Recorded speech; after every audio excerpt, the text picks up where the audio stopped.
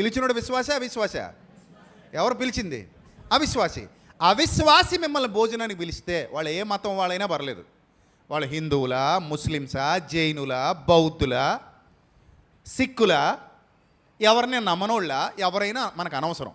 వాళ్ళు మనకి ఫ్రెండ్స్, లేకపోతే బంధువులు, లేకపోతే ఎవరో అయ్యి ఉండొచ్చు, తెలిసినోళ్ళు, ఇంటి పక్కోళ్ళు, లేదా మీ అపార్ట్మెంట్లో నివసిస్తున్న వాళ్ళు, లేదా మీ వీధి వాసులు, మీ వాడవాసులు, మీ ఊరి వాసులు, ఎవరైనా కావచ్చు. లేదా మీ కొలీగ్స్, మీతో పాటు కంపెనీలో లేదా ఒక ప్రభుత్వ ఉద్యోగంలోనో ప్రైవేట్ ఉద్యోగంలోనో కలిసి పనిచేయాలి, లేదా మీ ఆటో యూనియన్ వాళ్ళు, అంతే కదా మరి, బస్సు డ్రైవర్ల యూనియన్ వాళ్ళు, ఎవరైనా కావచ్చు.